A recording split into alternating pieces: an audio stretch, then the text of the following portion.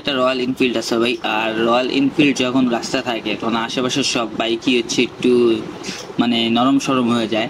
But royal এনফিল্ডের look অন্য কোনো বাইকের সাথে মিলবে না। ওর যে সাউন্ড আর ওর যে গেট আপ আর ওর যে মানে হেভি ওয়েট, মানে জোস, মানে বলতে গেলে রয়্যাল এনফিল্ডের একটা ছেলের আমাদের মধ্যে ইয়াং জেনারেশনের জন্য পারফেক্ট একটা ক্রাশ। মানে বাইকটা চালা যতটুকু মজা নেই, এতটুকু হচ্ছে ছবি তোলা মজা, অতটুকু হচ্ছে ভিডিও করে মজা, অতটুকু হচ্ছে মানে দেখতে মজা।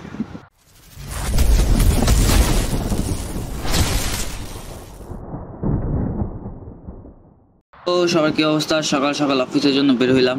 আজকে রোজ রবিবার, আজকে প্ল্যান করবো ভিডিওটা আজকে ভিতরে ছাড়ার, কারণ অনেক ভিডিও জমে গেছে, ছাড়া হয় না। তো সকাল সকাল বের হইলাম, বাজে এখন 9টার মতো। আর এখন হচ্ছে রাস্তায় যে জ্যাম ভাই, এই ঢাকা শহরে জ্যামের কারণে আর রিক্সা প্যারা, ফুড পান্ডা এগুলা প্যারায় হচ্ছে আর দিনকাল খারাপ যায়। যাই হোক, সবার কি অবস্থা কমেন্ট বক্সে কমেন্ট করে জানাবেন। আমি আপনাদের ভাই হাইপার অলওয়েসই ফিটপাট ভালো থাকি, যত কষ্টের মাঝেও ভালো থাকার ট্রাই করি আমি হাইপার।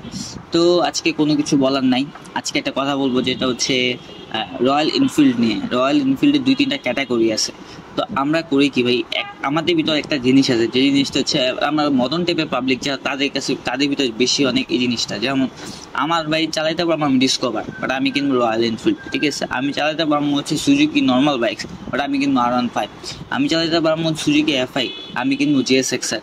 তো এরা ভাই হচ্ছে আমাদের ভিতরে ফুল অন কমন। আমার দৌড় যতটুকু ভাই অতটুকুই দরকার। যেমন আমি অনেক কিছু দেখছি বাইক সম্পর্কে, আমি বাইক চালাই বিগত 1 থেকে 1.5 বছর ভাই। আমি অনেক প্লামেন্ট করে দেখছি যে অ্যাপাচি কিনছে, ফার্স্টে অ্যাপাচি কেনার পর সেকেন্ড হ্যান্ড অ্যাপাচি কিনছে, মাথার বুড়ি গিয়ে অ্যাপাচি কিনাম গেলে লাগে ছোটো ভাই ব্রাদার, কিনার পর একদিন চালাতে পারে না ভাই, গাড়ির সমস্যা।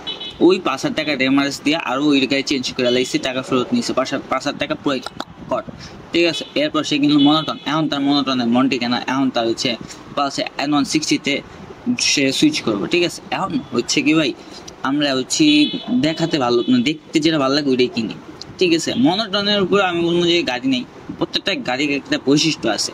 তো এখন মনোটন বেচা যায়, এখন হচ্ছে পাশে N160 কিনা লাগে পাগল হয়েছে।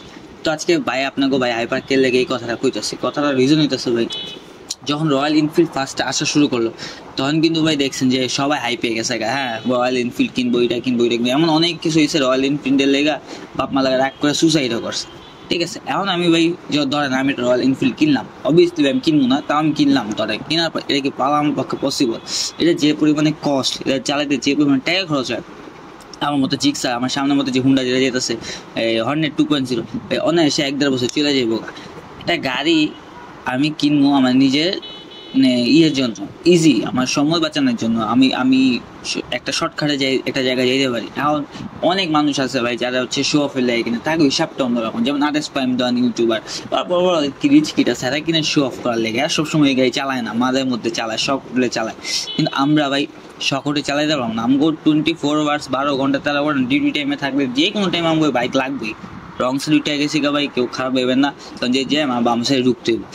তো রয়্যাল এনফিল্ড অন্য ক্যাটাগরি একটা বাইক, যেমন আমার লাগে রয়্যাল এনফিল্ড যাইবো না ভাই। আমি উঠা একবার আমার এলাকার এক বড় ভাইতে রয়্যাল এনফিল্ড নেওয়ার পরে আমি গাড়িতে বসছি, পড়ার পরে আমি ছবি তুলিনি, কারণ আমার লাগে এই গাড়িটা যাইতা ছিলই না ভাই।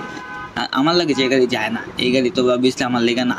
এই যে লোকটা পালসার চালাতেছে আমার পাশে, ভালো লাগে, পালসার এনাফ, মোর দেন এনাফ লাগতেছে, জোস লাগছে। আমার সাথে জিক্সার যেতেছে, এখন আমাদের চিকনা চাকনা মানুষ 150 কেজি 180-90 কেজি গাড়ি, ফুল লোহার গাড়ি চালাইতেছি, ধরেন আমি চালাইতেছি, ঠিক আছে। যখন সাপোজ গাড়িটা পড়ে গেলাম না, তখন কি ভাই আমি দেখেন এই মক্কেল দাস আর লোকটা পড়ে গেলাম না, পড়ে যাওয়ার পর কি হবো, গাড়িটা একটা ক্রেস তো খাইবো লগে, আমিও মনে করেন মারা, গাড়ি উঠে দম বেরিয়ে যাবো পিছন দিয়ে। তো আমি যতটুকু ভাবি ভাই, আমার দৌড় যদ্দূর আমি চালামো অদ্দূর, ঠিক আছে। আমি যদি 1-1.5 লাখ টাকা মাসে কামাই, তখন আমি ভাববো এটা প্রাইভেট কার কিনা। আর 1-1.5 লাখ টাকা দিয়ে ভাই আপনি ইনকাম করার পর প্রাইভেট কার কিনা স্বপ্ন দেখতে পারবেন না। তাও ধরেন কিনলেন 1-1.5 লাখ টাকা দিয়ে যখন আমি ইনকাম করবো, তখন আমি রয়্যাল এনফিল্ড, GSXR, তারপর এগুলো আমি ভাই স্বপ্ন দেখতে পারবো, ঠিক আছে। যে কি CBR TVR, এর সামনে রয়্যাল এনফিল্ড দেন ভাই, অবভিয়াসলি হ্যার ইনকাম 50-60-70 হাজার টাকা, হ্যাঁ নিজের বাপের টাকা চলে না, নিজের টাকা চলে, নিজের টাকা রয়্যাল এনফিল্ড, তার লাগে মোর দেন এনাফ লাগতেছে বাইকটা। ইভেন তার হেলমেটটা ভাই বংচং হেলমেট পড়ছে, এই যে রয়্যাল এনফিল্ডে যে হেলমেটটা, বাড়ি হেলমেটটা পড়তো, তাহলে মোর দেন এনাফ সে লাগতো। বাট তার দৌড় আছে ভাই, সে চালাইতেছে, দেন দুধ দেয়, সে টান পূর্ণ দিও। আমার ভাই দৌড় নাই, আমি ওই বাইক চালাই না। আমার যেদিন ভাই অ্যাবিলিটি হইব আমি এত মোর দেন এনাফ বাইক কিনবো, অবভিয়াসলি আমি কিনবো। কিন্তু অনেক পোলা পাইন আছে ছাপড়ি টাইপের যা করে মন খারাপ করে না, হয়তো ভিডিও যারা ভিডিও দেখবে হেরাও অনেকে এরকম ক্যাটাগরি। বাপ মাতে পয়সা দিয়ে গাড়ি কিনা লাইলাম, গাড়ি কেনার পর কি করলাম, চালাইলাম শেষ, আমার আর টাকা নাই, গাড়ি পালার সময় নেই, আমি গাড়ি লাইলাম বেচা 3 লাখ টাকা গাড়ি বেচে লাইলাম 2.5 লাখ 50,000 টাকা, মনে করেন 5-6 মাসে গোয়া মারা সারা। এরকম হয় ভাই, এরকম এই সময়কার এগুলো হয়। আমি একটু মানে টান দিলাম, আমি টান তুলি না, কারণ রয়্যাল এনফিল্ড যাবো গা, অবশ্যই রয়্যাল এনফিল্ডের লাগে আমি কখনো পারবো না। তাও ফাঁকা মারা যখন চান্স পাইছি কেল লেগে ছেড়ে দিব ভাই, কেউই ছাড়া না, তো আমিও ছাড়বো না। তো আমার সামনে তো অনেক সময় R15 যায়, জিএস এক্সার যায়, রয়্যাল এনফিল্ড যায়, ভাই আমি কোন সময় গায়ে লাগাই না, যে আমি আফসোসও করি না যে ভাই আমার এটা নাই, কেন এটা কেন হইলো না। ভাই আমার যতটুকু আল্লাহ তাআলা দিচ্ছে আলহামদুলিল্লাহ, ঠিক আছে, আমার যতটুকু মানে কাবিল হয়েছি কিনা অতটুকু আমি কি, যেদিন আমি দূর হবে কাবিল যে মুদি আল্লাহ এমনি আমার দিব, দূরাইতে হবে ভাই। বাপ মার টাকা দিয়ে আপনি শান্তি পাইবেন না, বাপ মার টাকা দিয়ে আপনি কয়দিন বাইক চালাবেন। আপনি একটা বাপ মার টাকা দিয়ে আজকে গাড়ি কিনলেন, বাপ মায় বা আপনার আব্বাই আপনি 6 মাস দিল, 1 বছর দিল, 2 বছর, আজীবন কি দিতে পারবো? আপনি কি আজীবন বাইকে নেশা বাদ দিতে পারবেন না।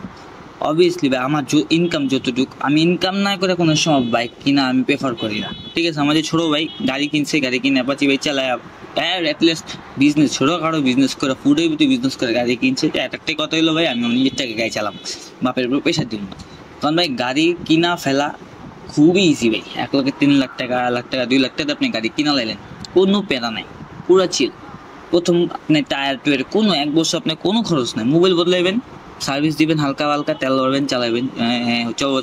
কিন্তু যখন 1 বছর হয়ে যাব, 10,000 কিলো শেষ, তখন আপনি গাড়ি কাজ শুরু হইব, তখন আপনার মোর দেন এনাফ টাকা থাকতে হবে, ঠিক আছে। আমি সার্ভিস দিয়েছি ভাই, আমি লেগে গেছিলাম পকেটে 3,000 টাকা, চুনা খেয়ে গেছি 6,500 টাকা।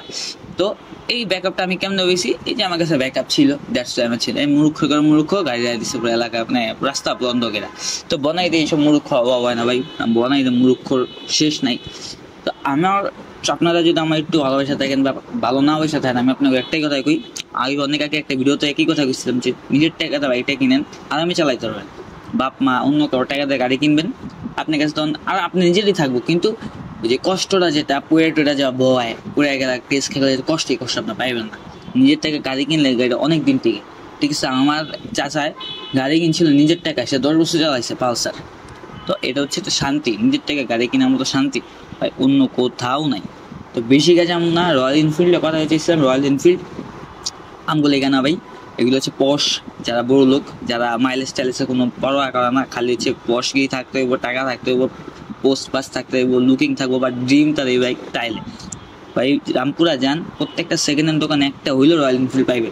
এখন মনে হয় কমছে ভাই, বাট যখন আসছে 6-7 মাস পরে প্রত্যেকটা দোকানে একটা করে রয়্যাল এনফিল্ড ছিল ভাই, পুরা নিউ, 1,000 কিলো চালানো, 4,000 কিলো চালানো, 3,000 কিলো চালানো, মনে হয় না 10,000 কিলো একটা গাড়ি চলছিল তখন, যে সেকেন্ড হ্যান্ড দাম কিন্তু অর্ধেক গেছিল।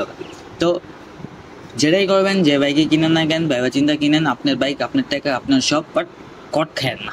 আর সেকেন্ড হ্যান্ড গাড়ির থেকে যত কেরা থাকতে পারেন ততটুকু ভালো। এখন আমার মন চাইছে টান দিতে, কারণ মক্কেল রিক্সাওয়ালা আমাদের চাপ। তো যতটুকু পারেন নিজেদের স্যাক্রিফাইস করা বাইকটা কিনেন, বা কিনতে চাইলে কিনেন। আমি বলবো বাইকটা হচ্ছে কাইন্ড অফ একটা বউ পালা, এর থেকেও মনে করেন কম খরচে, বউ পালতে হবে অল্প খরচে, বাট গাড়ি পালার এত সোজা না ভাই, বহুত খরচ, এই খরচ ওই খরচ, ভাবি যে বুকপুর বাকুর আমার মতো কট কেউ খায়েন না ভাই কিনা। তো আজ পর্যন্তই, ভালো থাকবেন সবাই, নেক্সট ভিডিওতে দেখা হবে আবার কোনো টপিক নিয়ে। তো খোদা হাফেজ সবাইকে।